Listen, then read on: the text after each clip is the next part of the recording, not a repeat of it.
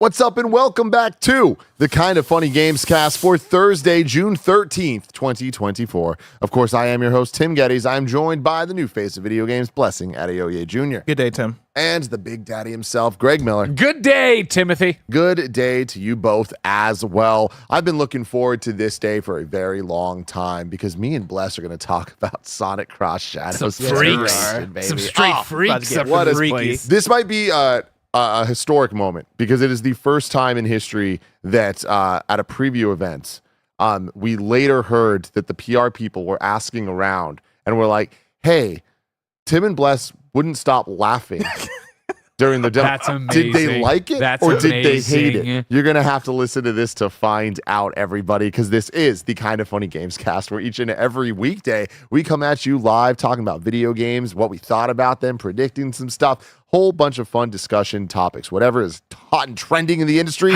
we are probably going to be talking about it live on twitch.tv/kindoffunnygames and youtube.com/kindoffunnygames. If you wanted to go above and beyond, though, you can get the Kind of Funny membership on Patreon or YouTube. It gets you the show ad-free. You can watch live as we record it, and you get a daily exclusive Greg Way. Today's Greg Way is Greg talking about, can there ever be too much Snowbike Mike? An excellent question. Always great when the thing reminds me I got to upload it. But hey, it's done.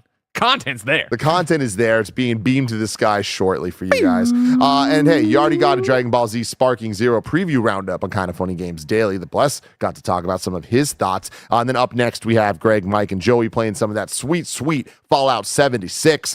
For a chance to be part of this show, though, live right now, the one you are currently watching or listening to, you can YouTube Super Chat in and ask your questions about the games we're talking about. Honestly, whatever you want to, just send it to us, and we'll probably talk about it. Thank you for making our dreams a reality, Patreon producers, and I'm talking about you, Kieran Hofasapian, Carl Jacobs, Fargo Brady, and Delaney Twining. You really are the best of us. Today, we're brought to you by BetterHelp, but we'll tell you all about that later. For now, let's begin with the topic of the show. Tots. I teased it at the top, but we got to jump right in.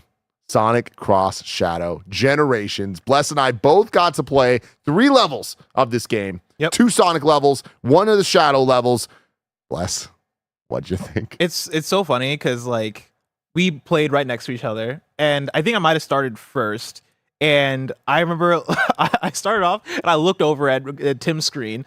And it was so wonderful that me and Tim are so on the same wavelength because when you boot up this demo, it gives you the option of Sonic Generations or Shadow Generations, which off the bat, already fucking awesome. Awesome, dude. The dual title screens, baby. I was like, let's go. I was like, let's fucking go. And in my head, I'm like, all right, I need to calibrate. And so I'm going to start with Sonic Generations. 100%. Let me do 1 level, because I know what this is. I got to come in here. I got to wade into the water, feel it out. I respect it. And when Tim sits down and starts his demo, I look over, he did the exact same thing. And so I started off, I played a Sonic level. I did the Sonic 3D level. I think Tim did the 2D level, if I remember correctly. I started with 2D, then went 3D, then went to Shadow. And so I'm sorry. Let me stop. Yeah. I understand that you are some fucking Sonic sickos.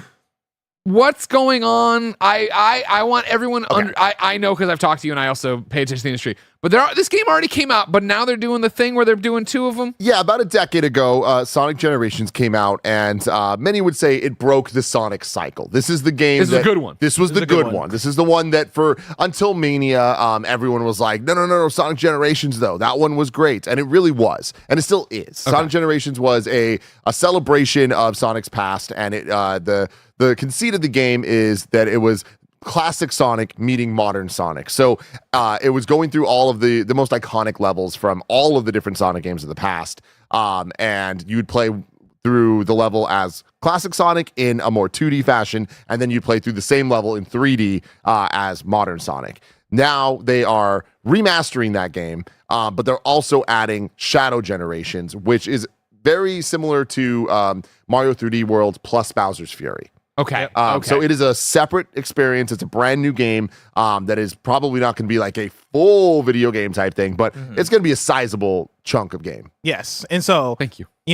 Jumping into the Sonic Generation side of it, it is more of a remaster, right? And like, it looks fantastic. It looks great. They changed the controls slightly to be a bit more aligned with Frontiers, which I thought was interesting. How do we feel about that? I like it a lot, Okay. actually. Yeah. So like, I mean, it's a small change, but in the original, But it's noticeable nonetheless to the Sonic fan. Yeah, if you're a sicko, you're gonna notice it because usually in typical 3D Sonics, or at least like a lot of the recent ones, you press square to boost, right? And like that is the way you go about it. Frontiers had it so it's R2 to boost. In this game, has changed it so it is R2 to boost. And at first, I was like, "What the fuck is going on here?" But as I started to get through the level, I was like, "Oh, actually, I kind of like this change, right? It feels great. It allows you, I think, like have more control over like what's going on the face buttons when you have your index finger using R2, but then also there's always the homing attacks where it is I'm gonna press X to jump and then press X again to home in on an opponent or an enemy, and you're just tapping X the whole time while playing these games. Now it is X and square where you jump with X, home in with square. It feels just a bit more involved. Is that the case?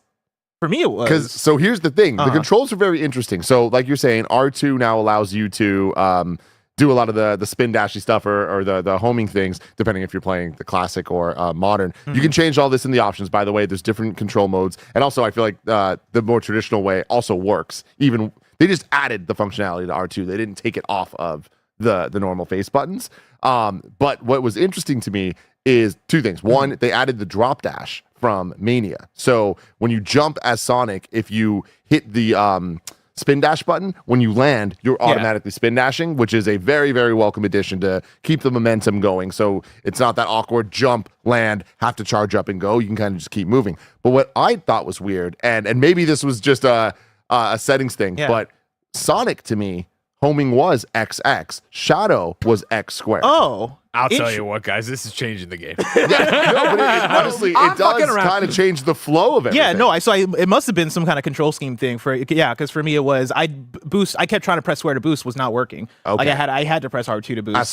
As Sonic. Interesting. Yeah, okay. so it was definitely like some kind of control scheme thing. But yeah, like aside from that, it played the way I expected it to play. It looks great. It is you have a performance mode and a fidelity mode like any other game in this generation. So you are playing it at 60 FPS in performance, and I thought it looked fantastic. Tim, I don't know if you had the same. I thought it looked ugly as shit. I'm going to be completely honest. Yeah. So here's the thing. I recently played Generations through. I mean, at this point, it was probably like 3 years ago. But when they added the Xbox Series X enhancements or whatever, so it was like 4K 60, beautiful. Watching this, I was like, maybe it was the TV. I don't know what was going on. I was like, this doesn't look that great. And I was honestly a little disappointed because I was expecting a remaster of a Sonic Generations game to kind of be bringing the resolution and the sharpness and everything. But the bigger problem was the performance itself. Yeah. Then switching to performance mode, things were a lot better for me. I guess that's the thing is, I noticed the fidelity right off the bat, and so I switched to performance very quickly. Okay, so yeah, I feel like that was the thing. That performance mode is 1000% the move for this game. Yeah. But yeah, I don't have much more to say about the Sonic Generation side of things. I'm like, I'm ready to get into noise.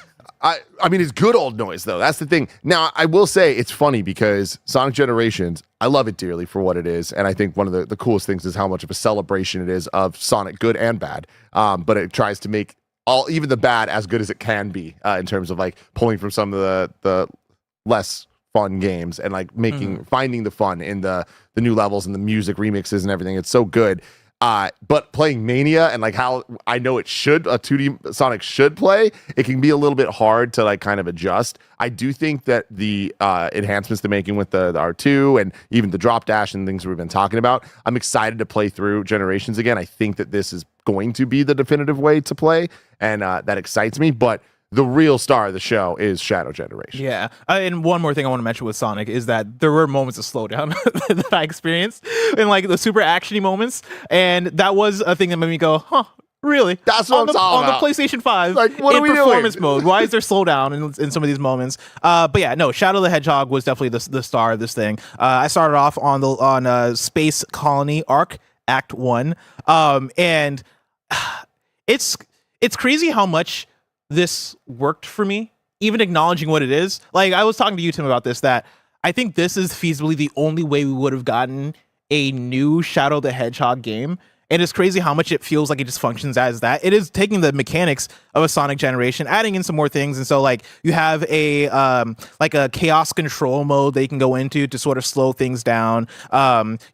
doing like the lock on shit that Sonic does too, but like instead of dashing, it is more of a teleport, which has a different feel to it. But I think it feels really cool. But then also you just have like these shadow levels that are way more edgy and way more like epic.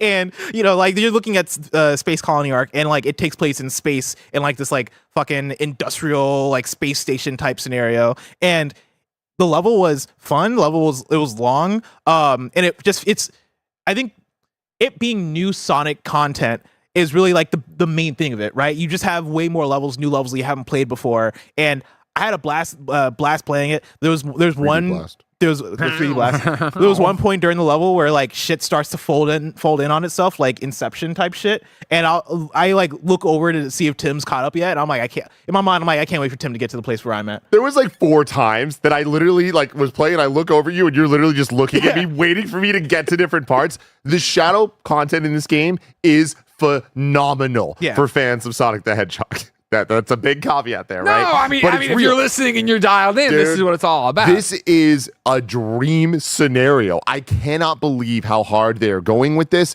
This is exactly what any Shadow fan would ever want. The scene we've got going on right now, it's some straight up anime ass bullshit. They make Shadow as cool as possible. And if you look at this and you go, this is lame, this is not cool, this is not for you. If you look at this and go, this is fucking awesome, you're gonna love this. The boss fight that we got to play, pure insanity. They are just what made it insane? They just are leaning so into the memes. They're leaning into the concept the of attitude. Shadow is cool.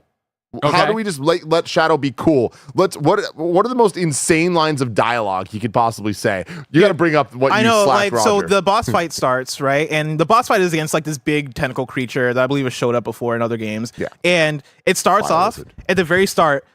Shadow says, it's against a bio lizard, yeah. Shadow says, sorry, what was that? Bio lizard. The bio lizard, got it. Big old bio Everybody, lizard. we're on the same page. Bio lizard. Shadow says, "You tortured soul, I will end your suffering."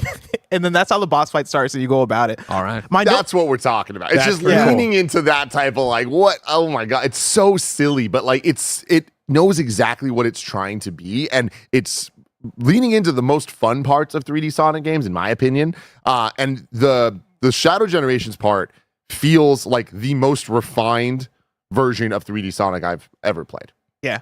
I mean, legitimately, my notes here are like, legitimately, I said "holy shit" out loud during some parts of playing this thing, and then my next note here says, "This shit means something to me, man." For real, dude. Because like, I think it is everything Tim was talking about. From just like if you're a Shadow the Hedgehog person, it's gonna hit. I was thinking a lot about just like Sonic and Shadow as concepts, where Sonic the Hedgehog was created to be sort of a like cooler version of Super Mario by Sega, right? It was we want competition. We want to create our own 3D mascot, or not 3D mascot, our own platform mascot. How do we create something that is along the lines of the edge that kids are looking for in the 90s? That's how we got Sonic the Hedgehog. And Shadow the Hedgehog is just the doubling down of that, right? Shadow the Hedgehog is, all right, how do we take everything that encompasses the coolness, the quote unquote coolness or the not coolness, depending on who you are, of Sonic, and like take that to the extreme and make it even more edgy, make it dark, make it feel like it has attitude, make it something that kids feel like they're getting away with by playing. And what's their answer to doing that? Let's give him rollerblades. Let's give him rollerblades. Let's make him rollerblades. Let's make him glide instead of running. Let's like put him in like these fucking cool ass scenarios and make him like punch and kick shit. Let's give him a gun in one of his games. Sadly, I didn't experience a gun here.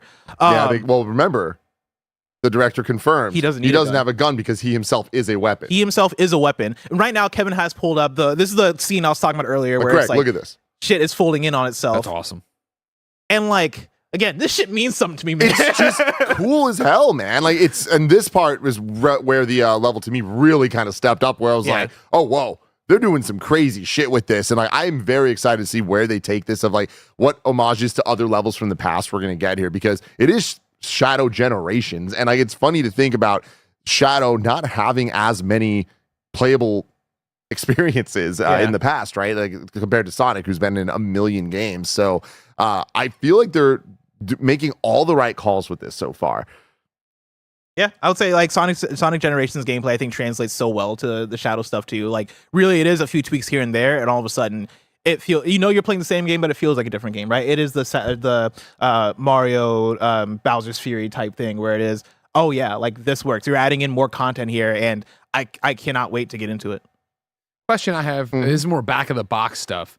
Did they talk about how long this part of it is compared, or like are they talking at all? Like this doesn't feel like, oh, it's a few shadow levels. This is a full blown thing. Yeah? They didn't talk about it, but like I would imagine that it's probably like 6 hours or so. Yeah, I would have right? said like I would estimate maybe 5 hours if I had to guess. They didn't. They weren't clear about it, but I feel like Sonic campaigns aren't usually the longest. Even Sonic Generations, I'm like, how long was that? 8 hours? Yeah, probably 8 to 10, I would say. But yeah, the other thing that I really loved about the Shadow demo we played was the amount of gameplay variation in terms of platforming. Like there was so many on rails sections and so many kind of like more 2D things, more 3D things, but there was a lot of like weird gravity stuff in the space level where you're like running on walls and like things flipping around and just the perspective of where you're going being kind of off, which was way better to control than I expected it to be from a Sonic game.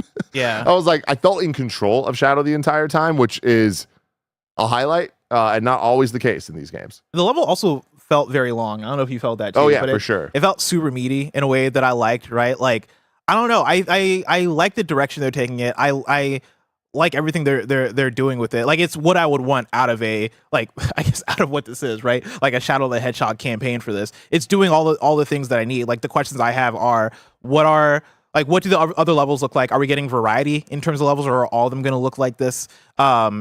And then Greg's question of how much am I getting, right? Like how long is this thing? But then also, yeah, like story stuff. Am I even going to be invested in what's going on with the story? Because so far I'm like, hey, I'm in it for the ride. It really is like a ride at Disneyland where I'm just like, yo, take me on a roller coaster. I'm fine with that. But are we going to get to a place narratively where I'm like, oh man, I can't believe Dr. Robotnik did this? I don't know, but I'm curious to see. That's my thing, is I don't think I'm going to be invested in the story in a way that's like, oh wow, this is moving. I think I'm already invested though in the sense that like the story that they're building of just throwing Shadow into a situation where there's like Doctor Strange Inception type stuff going on, and him just being like, what is going on? I don't know. It's like, this is all I want. And I guess that's the thing, is it is the answer to how do you make a Sonic game that is just more trippy and weird and cooler.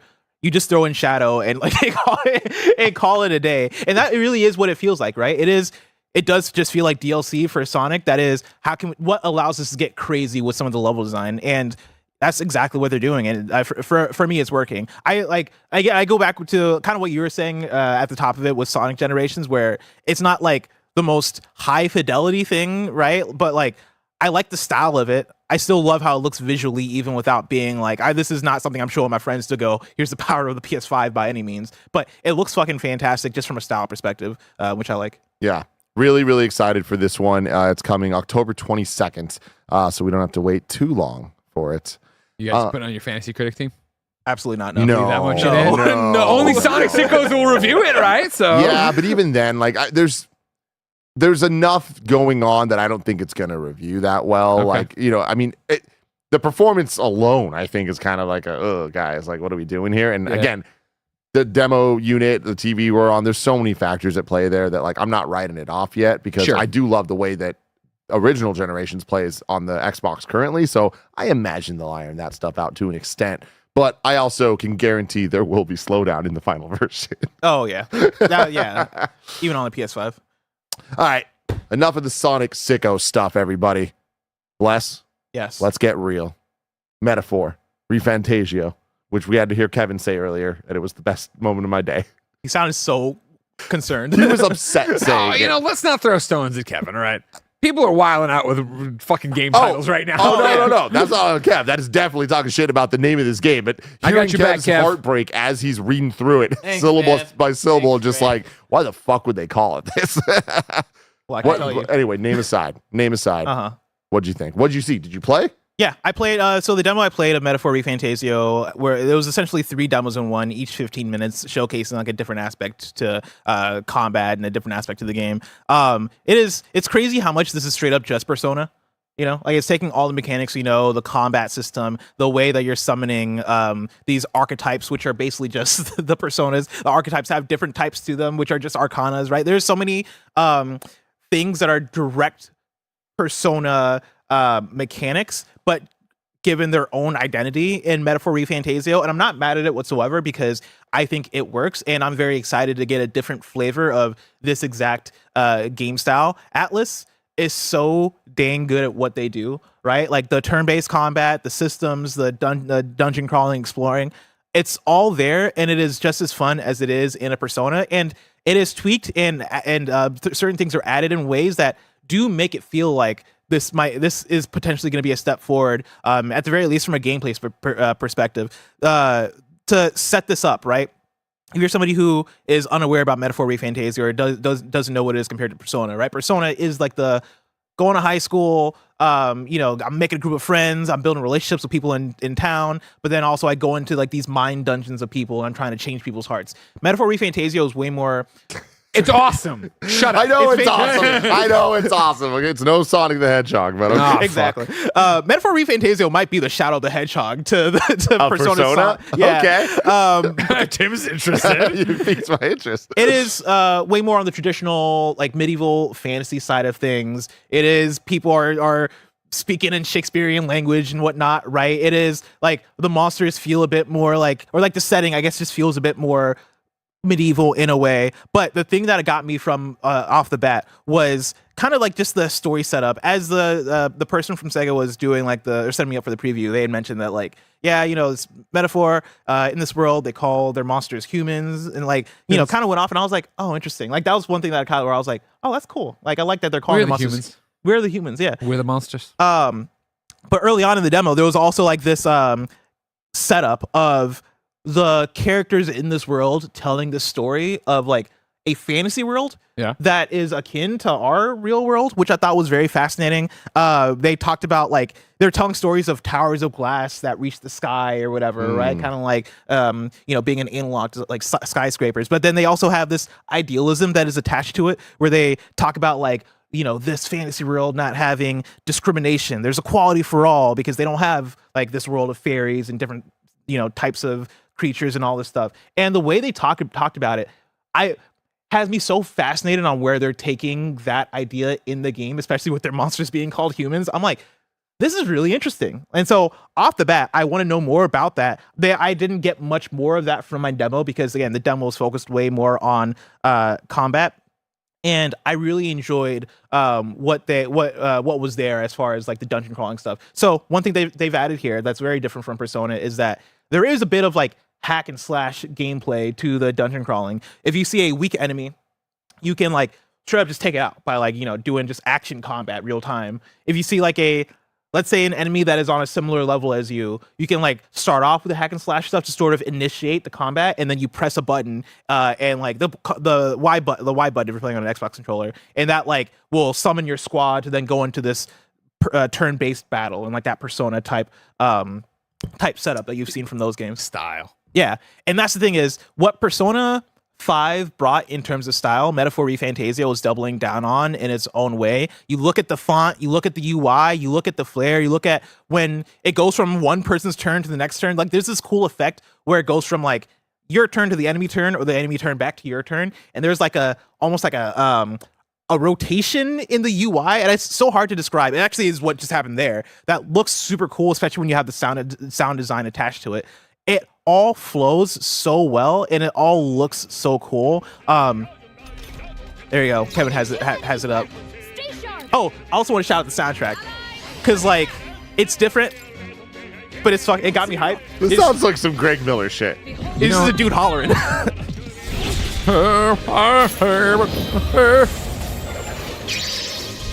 But yeah, come on. Yo, this is really sick. Come on. Was that guy's name Hulkenberg?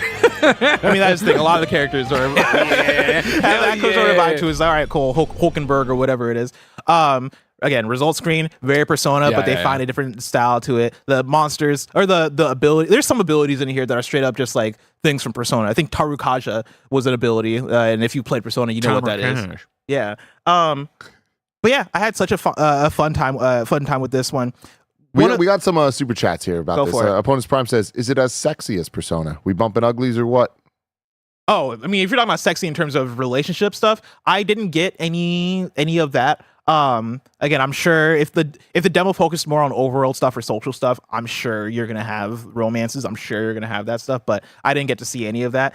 If you're talking about sexy in terms of presentation, I would say yes. The one thing I don't love in the presentation are the particle effects. They're everywhere and they're heavy, and I almost wish that like they dialed that down quite a bit, because I think the art style by itself shines. The particle effects feel like they're almost added in there to add like another visual layer to it, and I don't necessarily like it because it kind of makes things, in my own personal taste, a bit like foggy.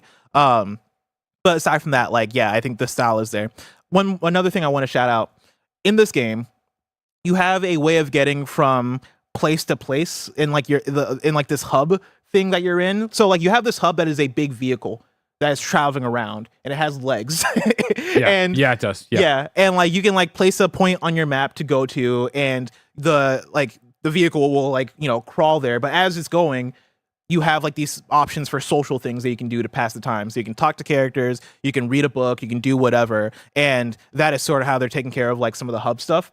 One of the demos I did had that, and like I just read a book to pass the time. But then as I was doing that, I was interrupted by like a shaking outside. And so I went and I crawled to the top of the vehicle, and there's like a big old boss that's there, and it just turns into a boss fight all of a sudden, and I'm taking out like this big fucking creepy ass looking creature, or human as they would call it, and it kicked my ass. But I thought that was very fun. I thought that was very interesting. I was like, oh, that's shit, cool. I wonder if this is a random encounter or if this was for this specific moment of the game. Either way, I was like, oh, this is fucking rad. But yeah, I had a really good time with this one. That's awesome. Craig, do you have any other questions about Metaphor? No, I mean, it's another one that I look fondly at from the outside. I don't think I'll have the time for it, and it's not the JRPG world that speaks to me, but you can't not look at this and be like, this fucking looks sick. Yeah. But how many hours is it going to be? Like, you know what I mean? Like, oh, it's going to be so many. Right? Also, like, if you're watching the video Kevin's pulled up, this is the boss. This is the exact boss fight I was talking about. Also, people in chat were saying that there's no romance. Somebody said, yeah. Which is a bummer to me. But people are also saying that there is a relationship builder. That is, I imagine, just your social link that you're building up to people. But they're not being romance. I think is interesting. Okay. I don't know if I'm a fan of that. Couple super chats from y'all. Sky Forsland says, Greg, your shirt goes so hard. Where do I get Thank you. This is the new Insert Coin Helldivers 2 shirt. I got an Insert Coin package yesterday when I had requested it, when they announced it. I have a cool sweatshirt as well, and another cool shirt. I do like this shirt a lot. I'm just going to put up a photo of it. There you go. Insert Coin does a lot of amazing video games. They really do. And then Danny Sal says, thank you guys for your hard work and content. Makes my workday fly by. Keep at it. Thank you. That is kind of the goal of our live talk show network here, is keeping you having fun during your workday. One last thing I want to mention is that he had such a great transition. I know. You saw him no, it's okay it. though. We gotta stick here on the games. I love it. There seems to maybe be way more 2D animated cutscenes. Persona often has those where it is like when there's a pivotal moment, they'll do like a whole cool animated thing that has an anime art style and all this stuff. I was shocked by how often I was running into those while playing Metaphor ReFantazio. In a good way? Oh, in a great way. Yeah, like those cutscenes are always super rad.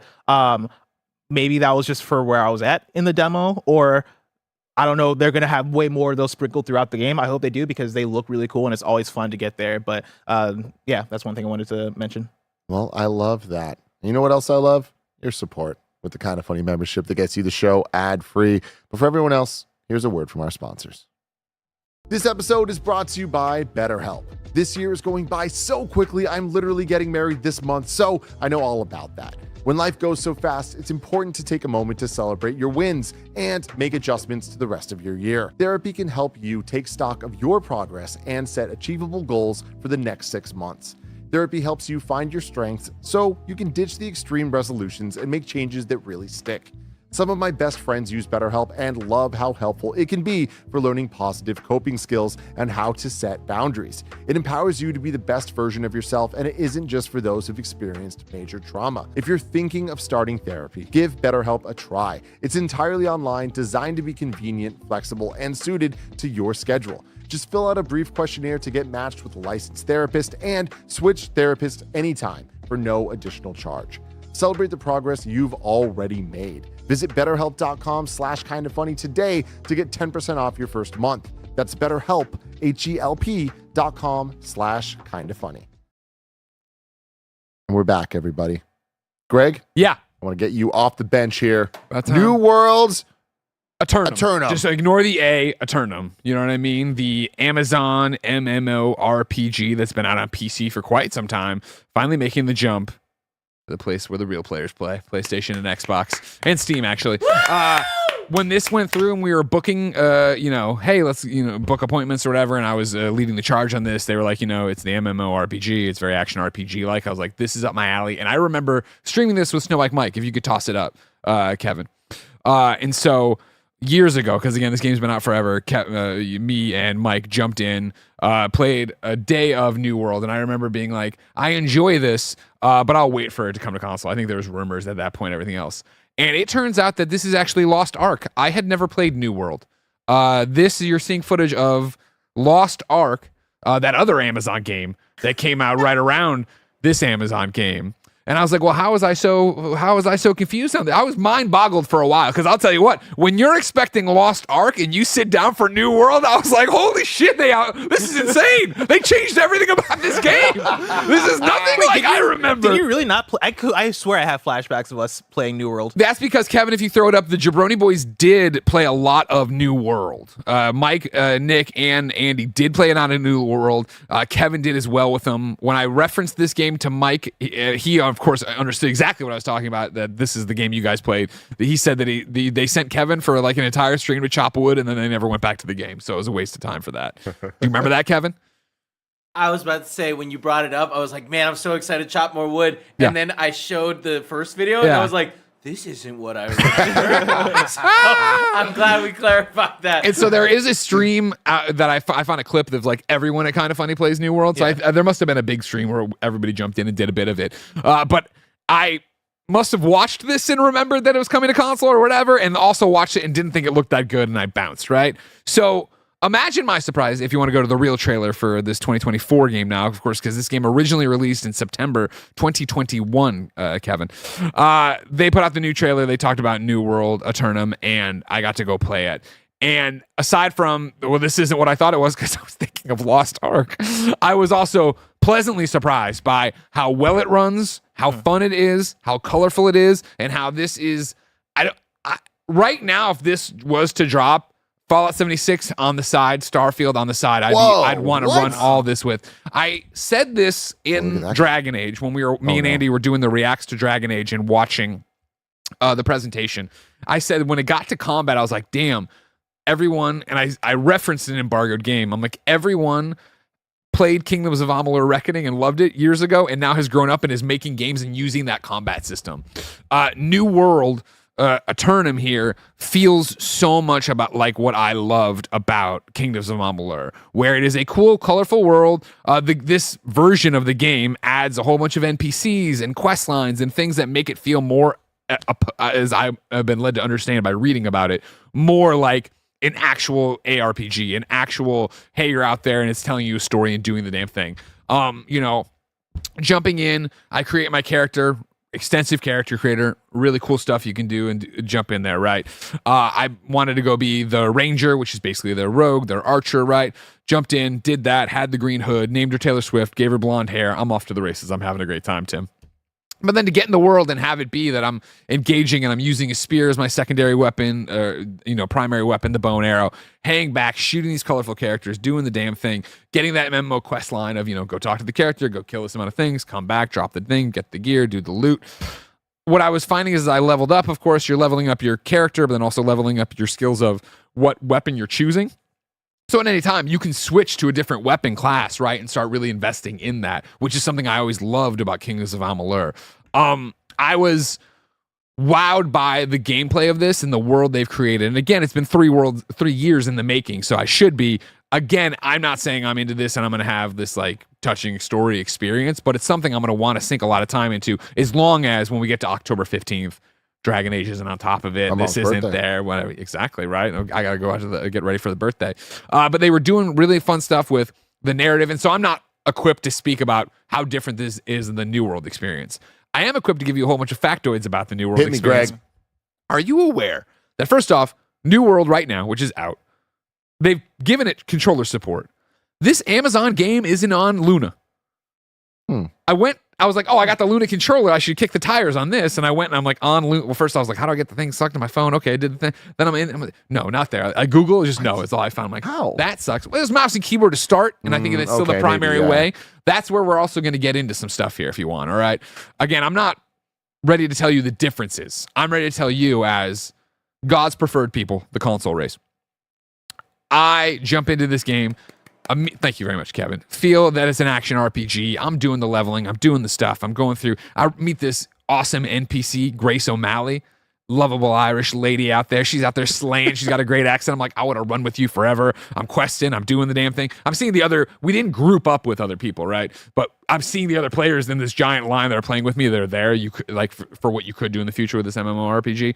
I get a cool comic book cutscene. I meet the villain. I'm like, yeah, this is fucking cool. And look at how good this looks, right? Yeah, just in general. It's honestly pretty damn impressive. This is not what I expected this game to look like, especially. You were probably thinking of Lost Ark as well. Not a lot of fun, but I mean, like the gameplay of the stream where Kevin was cutting the wood, like that is very much what I still think of for New World. So good for them for the glow up. And so the idea here of, again, I played 45 minutes. I think the demo was. I crafted one thing. I crafted a dagger that I needed. I didn't get deep into the crafting. I'm not sure how much they're backing off of that in this new one, or if it's probably more like Fallout, where that was a big thing at start, and now it's just an optionary thing there. But let's wade into some stuff that's going on with this. All right, if you're a PC player, you can get this for free when the update comes out. And I guess since it's coming to Steam, I'm not sure how that works, but if you're whatever they have it right now for PC players. But New World Aeternum includes the New World base game, the Rise of the Angry Earth expansion, and all the content like Brimstone Sands, plus a fully revamped storytelling approach with enhanced dialogue, in-game cinematics, and pre-rendered scenes, the first ever large-scale PvP zone, a challenging 10-player raid, and new endgame solo trials, and more. Then they have a whole bunch of stuff planned for all this other stuff. That all sounds awesome, right? And I think that's the official site giving you a window into what's different, right? Where what stood out to me was, hey, these NPCs are cool. I don't remember talking to them. I played the wrong game. This is neat, and they're fun, and they're characters, and they got this, and there's stories in there like that. The official little synopsis on the site, if you're not a fan, because this is third person, if you're a podcast person, you're running around, you're using weapons, right? New World Aeternum, available October 15th. Experience a thrilling action RPG set on a supernatural island of Aeternum. As a shipwrecked explorer who washes ashore on a mysterious island, forge your destiny on adventure filled with danger and opportunity. Blessing. Mm-hmm. Did anything stand out about that description from the official site for this new version of the game? I'm not gonna lie, I didn't catch one word you said. I understand. They use action RPG there. They don't use MMORPG. Oh. We go to PC Games N, who's currently covering the fact that, of course, these PC fuckos are review bombing the game that they've been playing and enjoying for 3 years. Criticism about New World Aeternum centers around a perceived shift by Amazon to focus on the console rather than the PC version of the MMORPG. One of the key features of the relaunched edition of New World is its revised combat system, which has been designed largely around a controller rather than a mouse and keyboard. Players are also critical regarding the cadence of New World patches and updates, and say that the reveal of Aeternum, after their long wait for more material on the PC version, feels insufficient. Of the more than 3,000 player reviews posted on New World's Steam page during the last 30 days, only 10% are positive. There are also concerns that New World Aeternum will compromise or sacrifice the game's MMO foundations in favor of mechanics that are more traditionally those of an action RPG. Speaking of PC Games and live from Summer Game Fest, the team behind it had a whole bunch of stuff and blah, blah, blah, blah. If that's the case, good on you, Amazon. PC players, calm the fuck down. You had 3 years with this game. Now they're making it way more fun. Again, I didn't play it originally. What I played was awesome. I was like, and I like this. I hope they've gone more action RPG and kept some of the MMO stuff, because I do, DC Universe Online and even Fallout 76 to an extent, right? Like, I enjoy those shared worlds and doing that stuff. But what I was playing as a standalone action RPG, I think sounds dope. Like, and felt dope. And again, what I'm talking about the combat is, switch around between the weapons, level them up, sure. But then in general, the lock on, run around, dodge, roll, shoot my arrows, they're getting close, fall back, switch my, like, all of that felt so good. My one control complaint is that I was finding you can, click L3 to auto run and just have the run going on. And when I would try to stop, sometimes I would overshoot my target. I had to get used to that. But I would assume probably a latency issue or an early thing. But I want to go even more into this if you don't want. Get in there, Greg. Continue with PC Games N. Again, for anybody who does know this. So what's different? Why do a tournament? Why do it now? Amazon Games explains that it wanted to refine certain systems, streamline others, and expand on the New World endgame. The idea is to reduce some of the busy work and build on some of the more rewarding and fulfilling parts of the RPG, including character, quests, and gratifying endgame material. PC people, shut up with your review bomb, and that sounds great. What are we talking about? Let me have fun on the console, Tim. That's all I want. All I want is some fun over there. I love it. I love it. It's like they made it more fun.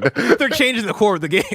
Now let's fucking go. Hey, you know what? We didn't have characters in it before. Maybe we should do that. Yeah, you should. Get out there. Why not? I read from GameSpot too. One of the major changes to character creation is the archetype system, which condenses the class creation system from dozens of broad classes to a more focused set of abilities and weapon proficiencies. The sword bearer, for example, is a tank who excels in heavy weapons and starts with buffs to their cooking and fishing skills, while the occultist uses elemental magic and begins with increased mining and jewel crafting abilities. Again, something I wouldn't be aware of, so I wanted to call out the great work some of our other folks are doing. So, again, super stoked. I'm also stoked they announced today PlayStation 5 and Xbox Series can get into a confidential console closed beta July 11th at 9 a.m. through July 17th at 9 a.m. It is invite only. It is cross-play to let people in North America and Europe customize character do this stuff. Blah, blah. I'm stoked about that. Little facts I wrote down that I wanted to make sure people knew. I already talked about it. If you have it on PC and the expansion, you'll get this for free. If you don't have the expansion, you need to get the expansion to do it. If you have the expansion already in your PC player, you can log in June 7th through the 14th, receive the stalker mount they're putting out. There is cross-play, but there is no cross-progression. So I thought about, maybe I would actually start, hacking away on PC. I'll have to just wait for it, right? And I think those are my main notes. Yeah. I am shocked at your takeaway of this. Yeah. I thought it was going to be like, this is neat, whatever, not for me. I can't believe that you're like, well, I love an action RPG, right? Yeah. And again, like for me, these kind of games, I feel I don't want you to take this comparison to apples, but when I look at Dragon Age, right, and we did that thing, I was like, man, the combat looks fun. That's all I'm looking for in these types of games. The combat here was fun. Like, I think Dragon Age looks better, and I'm way more interested in the story and the characters and my choices in Dragon Age, right? That's a different kind of RPG, whereas this one is colorful world to go tame and see what's on the other side of it and run the quest and do the thing and see what Grace O'Malley's up to as we get deeper and deeper into it and really customize my ranger and make her look the way I want and get the right die set and da-da-da-da-da. Like, as long as they don't beat me over the head of, all right, cool, like, now you really have to craft and you have to keep crafting and do all these, even though, again, Fallout, I craft enough stuff now and I don't care, but like, as long as it's not a core pillar anymore, that's like I have to revolve around. I think I'm gonna have a good time with this one. Well, hell yeah. I'm excited for you. Thank you. I actually want to skip ahead real quick. Oh. Kev, can we go to the final one here? To Lushfoil, photography simulator. Oh, you had to take this demo for me. I did. And this was definitely a weird one for me because I didn't know anything about this game. And I sat down and they didn't talk to me at all. They were just like, just go. And I was like, all right, cool. Like most of the demos at Summer Game Fest, you kind of have someone sitting next to you, answering questions and talking to you. This is just like, yeah, just play. It's a photography simulator, and that's all that it is. And it is an experience unlike anything I've ever had before. This looks gorgeous. It might be the most beautiful video game I have ever seen. I was so stoked to get this, and then when you needed to play Astrobot, Thank you. You're I a little appreciate platform at Sicko, and we had to change the appreciate schedule. I had to go see Star Wars. Blown away. So my question is, I'm in, obviously. Everyone knows I love a good photo game and wasting my time playing goofy games.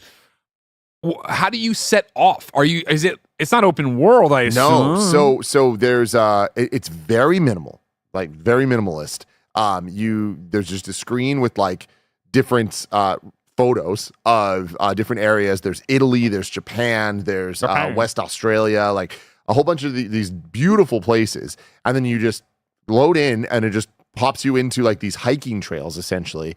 And there's just super ambient sounds and just Zen piano keys being hit, like very Breath of the Wild. And it is the most transfixing. Thank you, Kevin. There we go with some of that, the music. It is just get lost, and it's less a video game. It's more of just transformative experience to like take you to a magical place and just zen out.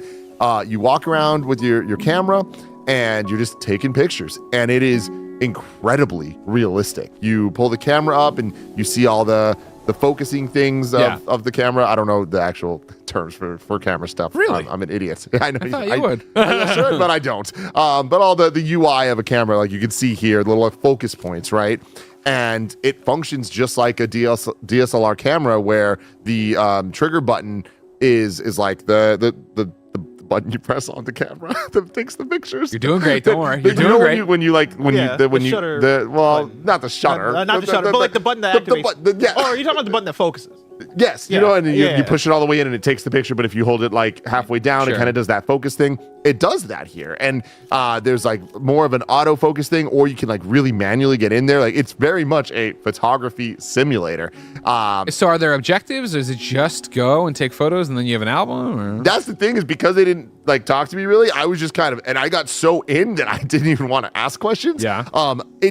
There were like collectible chests and stuff around the world, but they did not seem like the point. The point is very much just go take great pictures. And you can take the camera, you can like turn it horizontal or vertical. You can like lean a little bit. Like it was very, very well done from a control perspective to get the exact shot you're trying to get. And again, just look at this. It is gorgeous. It's just gorgeous. And it was a very weird experience for me, and I said it's like unlike anything I've ever experienced. This Japan part in particular, Kev, the where you're going through the red gates, it looked real. Like I couldn't believe it was a video game, and it was so real to the point that it kind of made me nauseous. Like there was kind of a motion sickness to it, where it was like that feeling you get sometimes with VR, but I wasn't VR. Like I've never had an experience that I'm playing a video game with a controller that is tricking me into thinking something is real, to the point that multiple times when I'd want to take a picture and I'd like hit the button to pull the camera up, my hands literally moved up in front of my head with my controller. That's cool. It like tricked me, and I was like, whoa, it was a little weird. It was unnerving. If I'm being honest. Like I was so shocked at how immersive this experience was, and it's because of how absolutely gorgeous it was, man. This is a cool one. I think that there's actually a Steam Next Fest demo out. There is. I'm on Steam right now looking for more information. Yeah, you can go get the demo right now on Steam Next Fest. And yeah, man, it was crazy. I definitely, if you look at this and I'm like, oh, you want to try it, I would highly recommend it, because it was incredible experience to play through this. Like there's a ton of YouTube videos of people playing, and I don't even know if this is gonna load, because like it's literally 8K. Like people can push if you have the right graphics cards, like you can go crazy from NVIDIA. What kind of display were you looking at? Just a big TV. I don't know. I don't know the details of it. Which is one of the Summer Game Fest ones. I imagine it was 4K. And I went into the settings to see like what I could change, and there was a ton of options. Like the point of this game is being as realistic looking as it possibly can. So it's gonna push the hardware of whatever you're using on your computer. But it was, and even just like the way that it bounces when you move, like it looks so real, man. But anyways, wild stuff.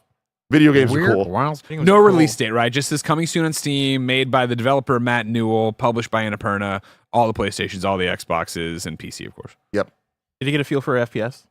Like, is it 60 FPS, 30 FPS? Well, that was the thing.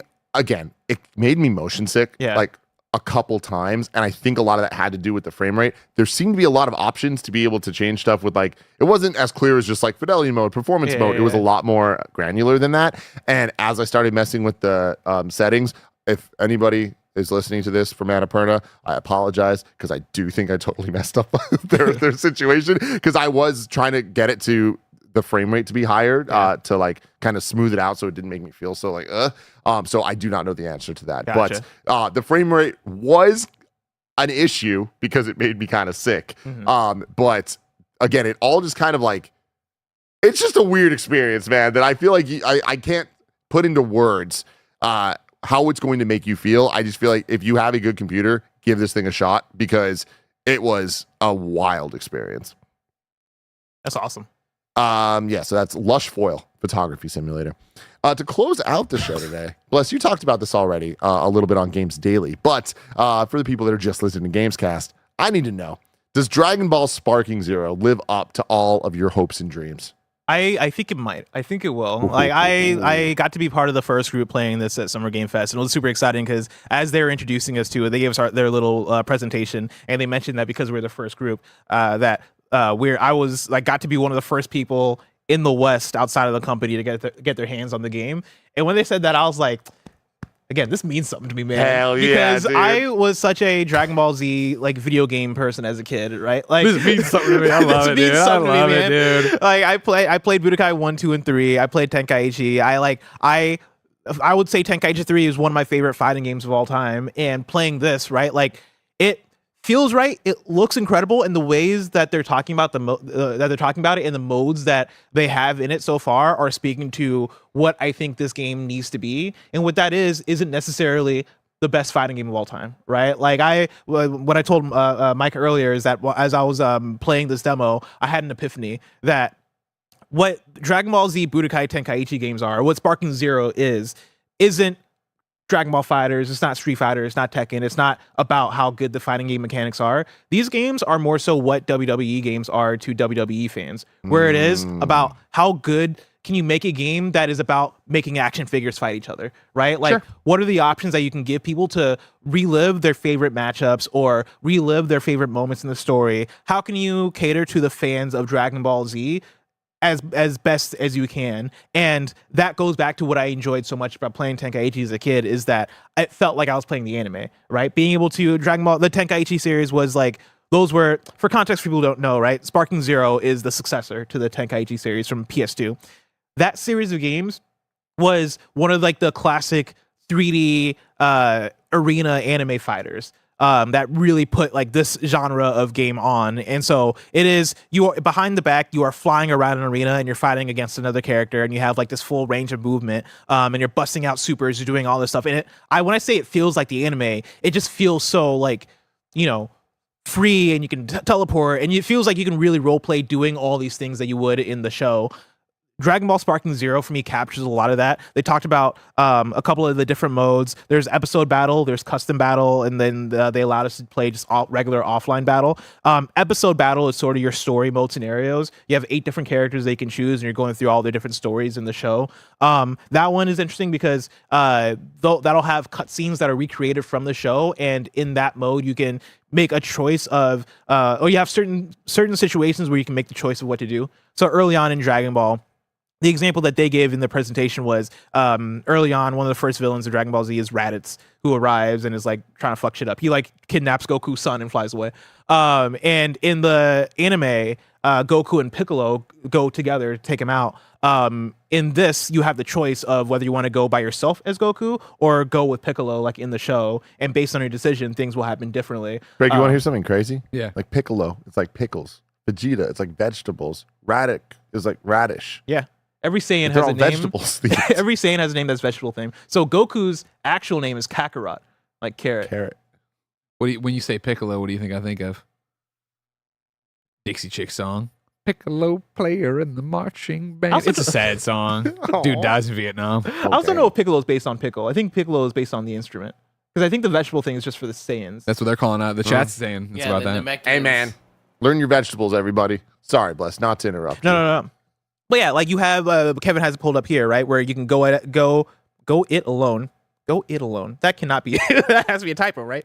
And then work with Piccolo as your 2 options. But yeah, like that stuff seems cool. There was one of the previews mentioned that like when you could play as like Super Saiyan Goku during like the Great Ape fight from like the Saiyan saga, and so like you can make things happen differently, and I love stuff like that. I love the what if scenarios and using that as a fresh way to go about your episode battle mode. You then have custom battle, which allows you to do like scenarios. The devs have made a bunch of fun scenarios of like matchups and like specific stories that you can play through, but you can also create your own with like your own cutscenes, your own win scenarios. As they're going through the options, I saw things like, oh yeah, you can do this fight, but like the enemy is going to have recovering health, so you got to like be consistent in how you take them down or whatever, and you can make them and then upload them online for other people to play. Cool. For me, it brings me back to like when Greg does like the WWE stuff, or like does the KFW, where Greg's creating his own stories and you know, being able to do that. this feels like Dragon Ball Sparking or Dragon Ball's way of doing this, right? Of, hey, yeah, make your own stuff, upload it, make your own matchups, start with your own cutscenes. You can have like your dream matchups or whatever. And it sounds fun. It sounds fantastic. When I got my hands on the sticks, it was fun. It felt like playing the old game, and that is both good and bad, right? Like it is exactly what I want as far as the free range movement. You feel super powerful. You're getting these blasts off. You're doing the Kamehameha. You have your ultimate moves. Mechanically, it is pretty much the exact same as Tenkaichi 3, but they've updated movement. Like the control scheme is slightly different, and it looks like a current gen game. All that stuff is there, but then also, yeah, like they have a bigger character roster because the super content is in now, and so all the latest stuff that you've had from the Dragon Ball Z series is in there. And yeah, like I don't know, it felt great. Oh, and to the bad parts of it is like the camera's wonky, and it can kind of get hard to have like good movement when you're flying around a 3D space. They've not figured that stuff out fully, but honestly, like I don't really care that much. Like I am going in there as a nostalgia thing. I'm going in there to make action figures fight each other, and I don't think, again, this goes back to Kevin brought up Bardock, thank you. This goes back to, this game isn't trying to be like the best fighting game. It's not trying to be Dragon Ball FighterZ. It's not trying to be Street Fighter. It is trying to be a game that does right by fans of the show and fans of this series. And I think so far it is giving me exactly what I want. I'm having I had a great time during the demo. You were living your best life. I On the am. same day, you got to play Dragon Ball and Shadow Generations. Dude, You won. it was such a good day. You won. It was such a good day. There's a couple more super chats to close the show out here. We got super John Van chats. Pelt saying Greg is a true patriot for that shirt. And Kebabs writes in and says Piccolo's minions were piano, tambourine, and drum. Oh, see. Different You themes guys going on. were wrong. Different thing. We're all wrong. I'm wrong No, specifically. each planet has its own thing. Its own theme. Its own thing, yeah. Yeah. The planet Vegeta was all vegetables. Yep. Namek was all musical instruments. They had Dende and Piccolo. Dende is the little drum that I just brought up. What's a Namek? Namek? Anemic. It's when your blood doesn't clot, right? It's a planet. With I know, green but guys. wait, what's the instrument? Yeah, is there an instrument? Is there like, does Namek itself have an instrument? I've never looked to into that before. Because Vegeta makes Namek sense. backwards is music. No, it's not. He's just He tried to saying get shit. us. He's just Listen, I saying. already thought about that. As soon as the conversation started, I Let flipped us it know in the backwards. comments below if you're excited for any of the games that we talked about today. Thank you all for hanging out with us. We appreciate you so much. After this, we're going to be playing some Fallout 76. It's going to be Greg. It's going to be Joey. It's going to be Snowbike Mike. And it's going to be a good time. It's I gonna love be you me. all. Goodbye.